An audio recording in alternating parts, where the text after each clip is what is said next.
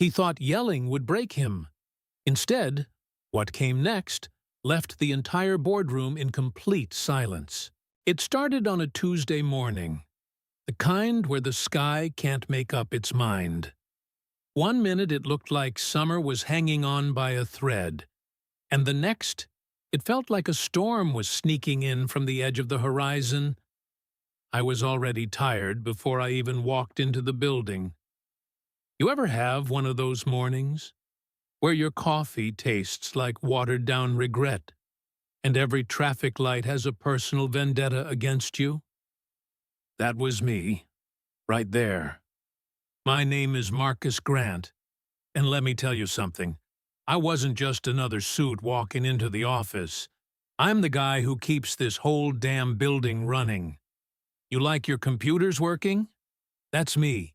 A sea blowing cold in July? Also me. They call it maintenance supervisor. But in reality, I'm the man who saves their behinds every time a pipe bursts or a system crashes. And I take pride in that. That morning, I had one simple plan. Check the boiler system. Then head up to the 20th floor because someone couldn't figure out how to reset a printer. I had my toolbox in one hand and a bag of donuts in the other. Why donuts? Because the security guard, Big Ron, had been pulling double shifts all week, and I figured he deserved a little sweetness in his life. That's me, trying to do good where I can.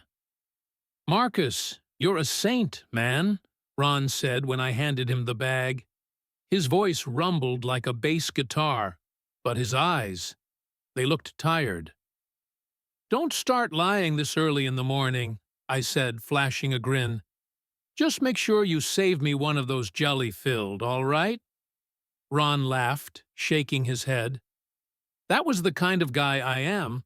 I like seeing people smile. Even when the world likes to remind me every damn day that my skin color comes with extra baggage, I didn't pack. I stepped into the elevator, juggling my coffee and my toolbox, when I heard the voice, the one that could make your blood pressure spike like a car alarm at 3 a.m. "Grant, where the hell have you been?" The doors were just about to close, but that bark froze everything. I turned slowly, and there he was, Richard Caldwell, my boss. The man with a jaw so tight it looked like it had been carved from granite, and a temper to match. White, mid-50s, hair slicked back like he'd been dipped in arrogance.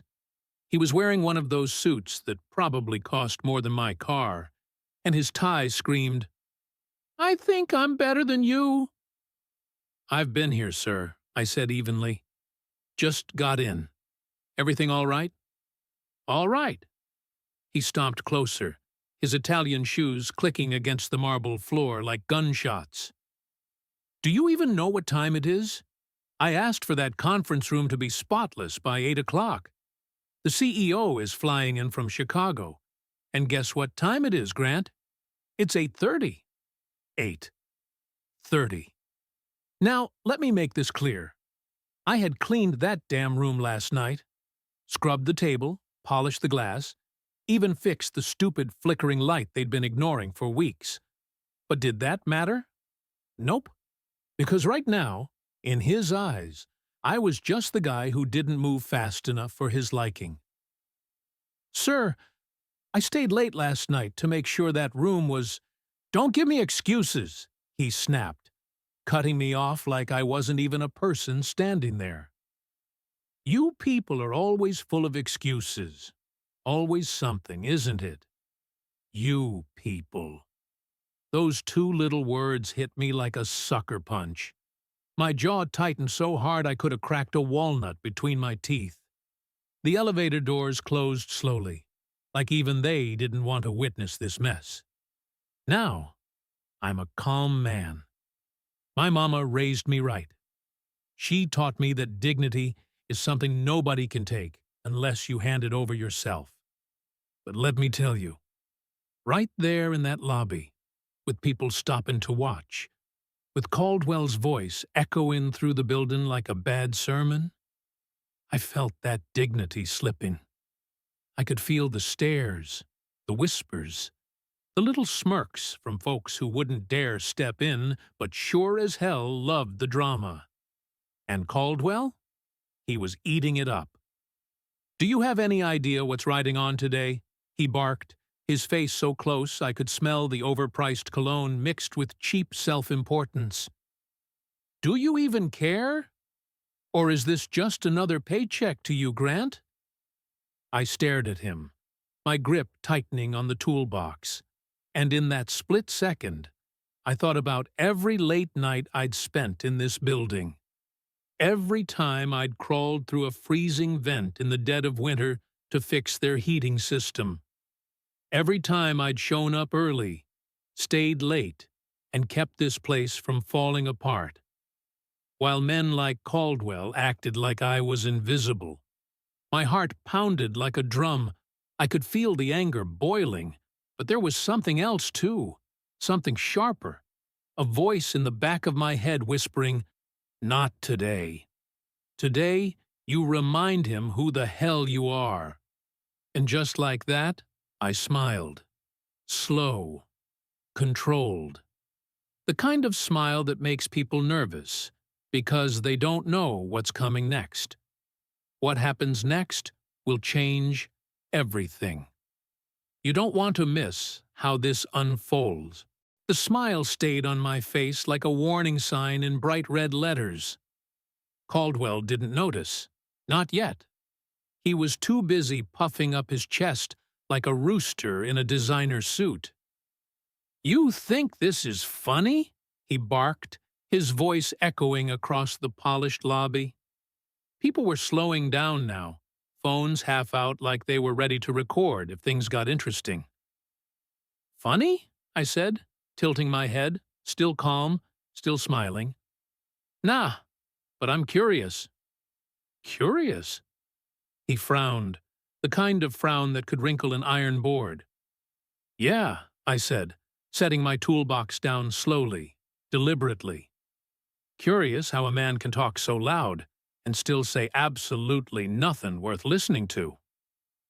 The air changed. You ever feel that shift when a storm's about to hit? That's what it felt like in that lobby.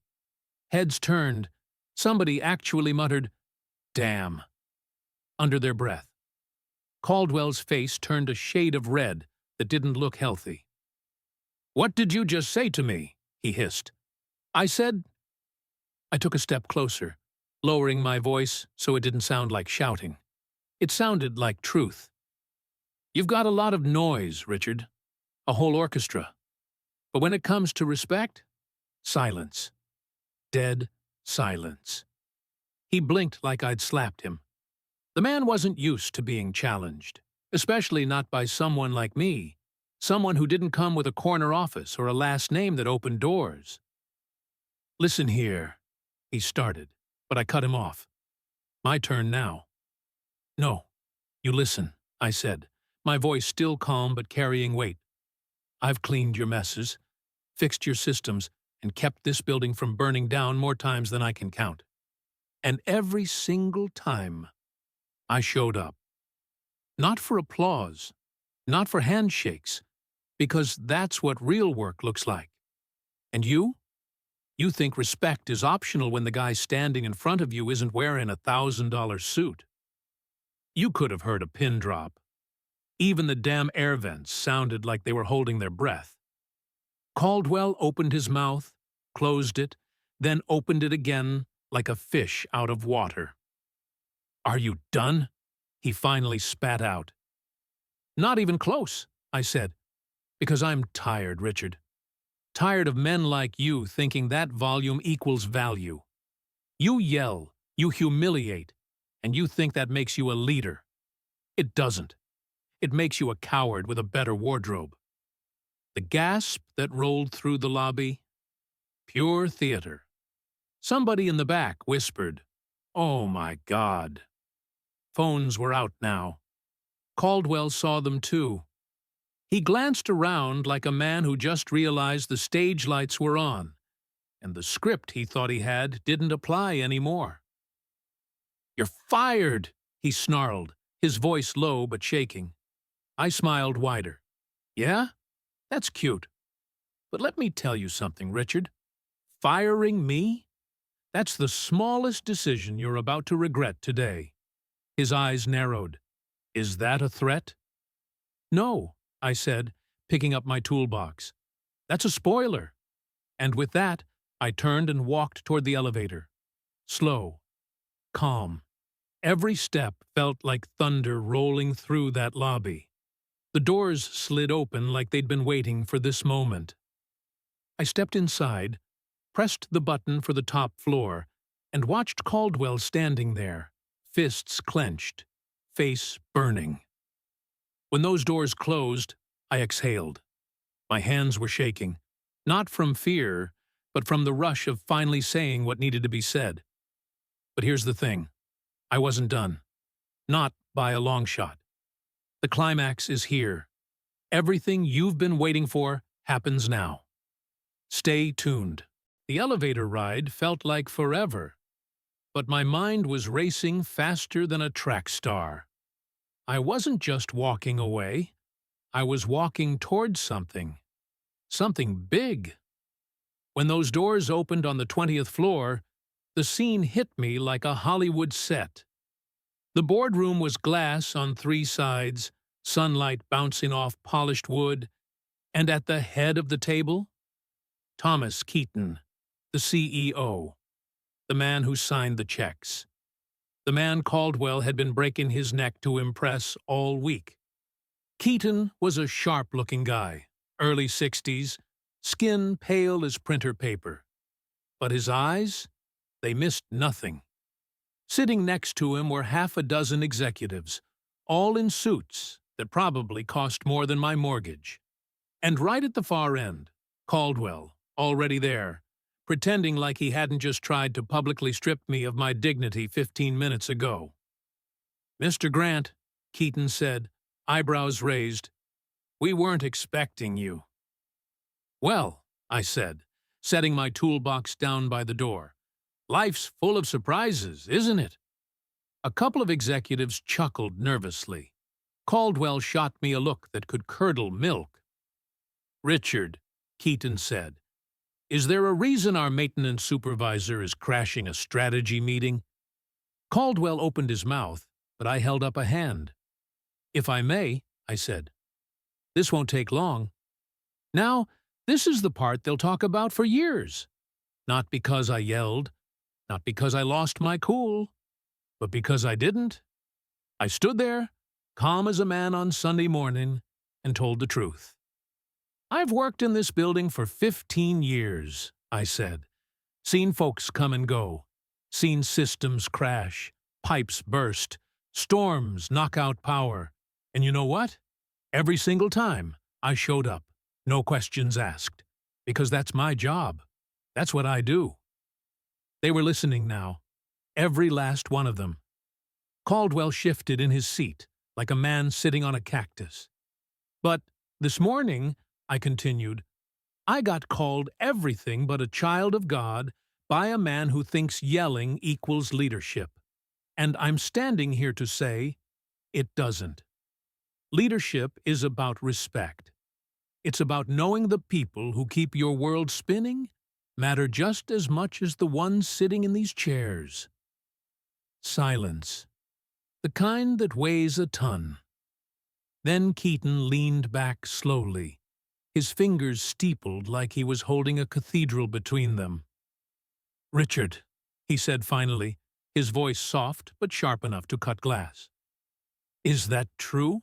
Caldwell stammered, words tripping over each other like drunks leaving a bar. I was just trying to maintain standards." "By humiliating someone in the lobby?" Keaton's eyebrow arched so high it practically needed its own zip code. Phones started buzzing. I didn't have to look to know why. Half the building had recorded what happened downstairs. And by now, it was probably already trending. Keaton turned back to me.